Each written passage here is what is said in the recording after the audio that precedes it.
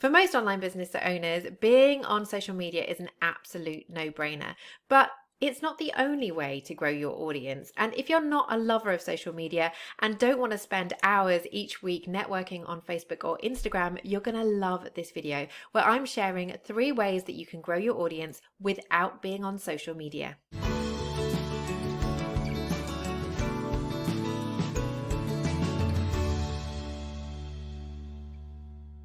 When you run an online business, social media just seems to be part and parcel of the deal. You've got to be on Facebook, Instagram, LinkedIn, TikTok, Twitter. You've got to be sharing content daily, engaging, hashtagging, doing all the things.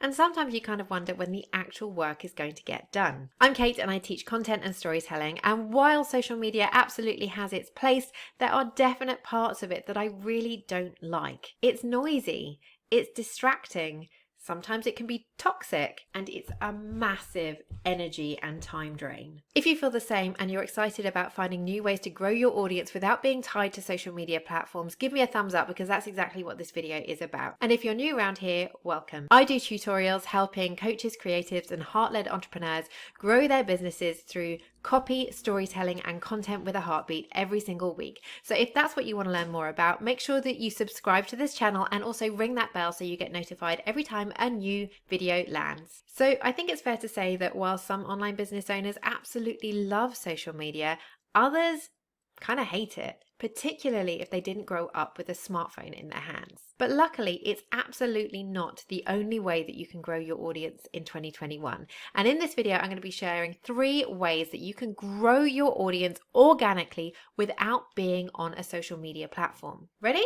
Let's go. In at number 1 is SEO, search engine optimization. Now, if you have your own website, getting good at SEO is an absolute no-brainer, because while social media is push marketing, look at me, buy my thing, SEO is pull marketing. That means your ideal clients are actually typing in they are looking for your services into Google. They're saying, I'm looking for a business coach. I am looking for a therapist. I am looking for somebody who sells organic doggy treats. And if you have the right SEO on your website, you will shoot to the top of the list on Google and they will come and find you. Pretty cool. Plus, SEO absolutely doesn't have to be complicated or something that you need a computer degree to work out. Researching keywords, tweaking headlines, optimizing photos, putting in the right metadata, and getting your backlinks sorted are all great ways to start immediately driving new traffic to your website. Number 2, leveraging other people's audiences as a guest expert. This is one of my favorite things to do. Adding value in other people's communities through talks, trainings, and workshops. I pretty much always do this free of charge because I am getting access to an audience that has had its know, like, and trust built up already, and it becomes my know, like, and trust by default. It's kind of deferred onto me by whoever has hosted this group, platform, or community.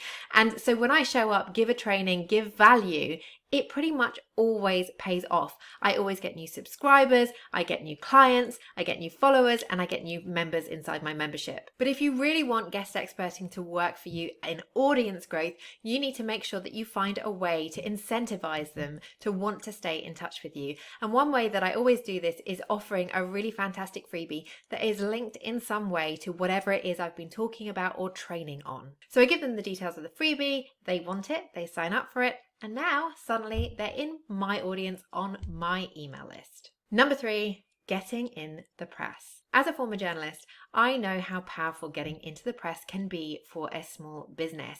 It can help them reach many, many, many more people than they could have ever dreamed of reaching organically in other ways. Plus, it's an opportunity for them to tell their story, and that is a really powerful way to be connecting with an audience rather than as a kind of featured product or something like that. When you show up and have your story featured in the press, it's an amazing authority builder. It helps people kind of grow your know, like, and trust, and it makes people want to support you as a business when they understand who you are and what drives you. That is one of the huge benefits of getting in the press. Now, one thing that I do know is that a lot of people feel like they have to earn their stripes to be featured in a magazine or in a newspaper. It's absolutely not true. You can be in day dot of your business, or you can be in year 10 or 20 of your business.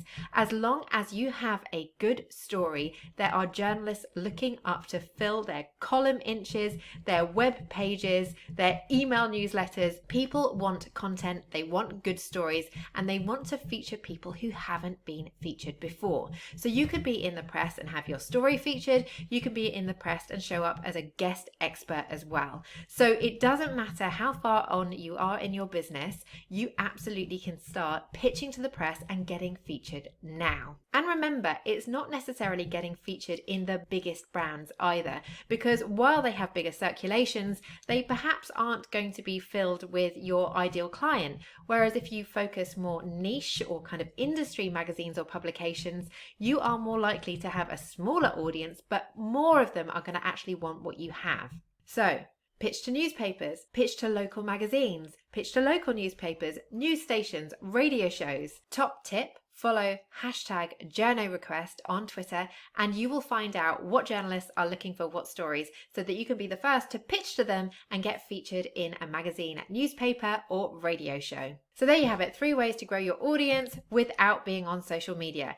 SEO, guest experting, and getting in the press. I really hope you enjoyed this video. Let me know any of these that you're going to try in the comments below. Until next time, I'm Kate. Hey guys, I hope you enjoyed that video. You can check out the next one from me right here. And if you click down here, you can grab a free gift.